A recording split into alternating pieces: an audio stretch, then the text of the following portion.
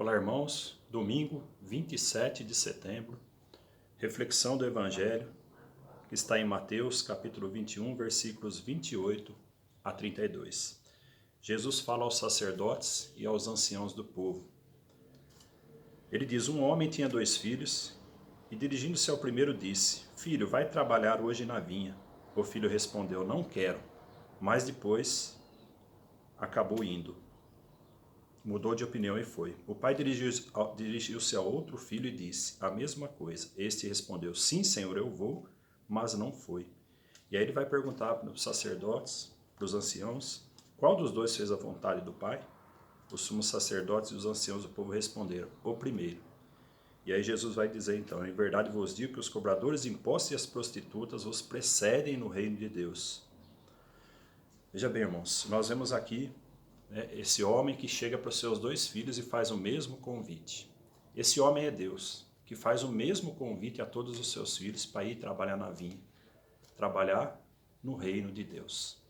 E aí nós vemos aqui 2 respostas e 2 atitudes. O primeiro que diz: eu não vou, não quero, mas depois, levado pela sua consciência, entende que deve ir, muda de opinião e vai. E o segundo que diz: sim, eu vou, mas que não vai. Quer dizer, ele dá uma resposta positiva, mas tem uma atitude negativa. Enquanto o primeiro tem uma resposta negativa, mas depois tem uma atitude positiva.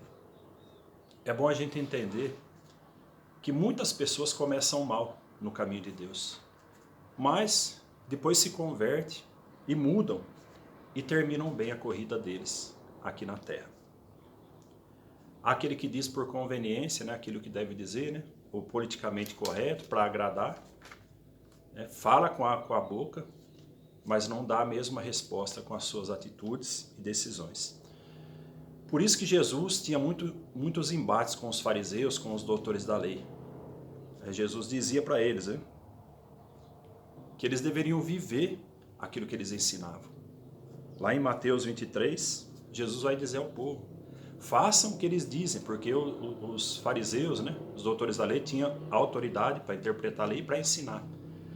Só que Jesus dizia: eles ensinam, mas não vivem nada daquilo. Então vocês façam o que eles dizem, mas não façam o que eles fazem, porque eles não fazem nada daquilo que eles ensinam.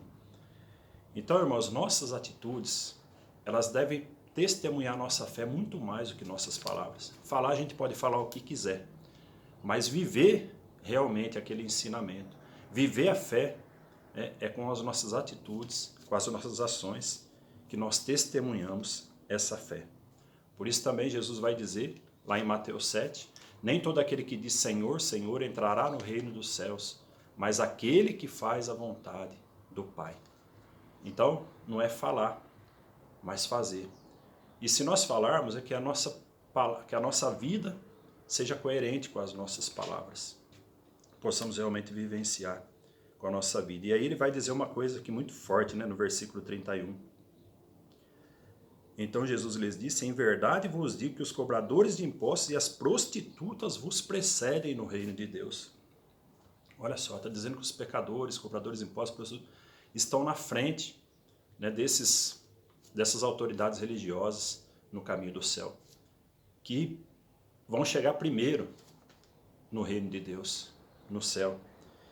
Isso aqui para eles é um motivo de escândalo.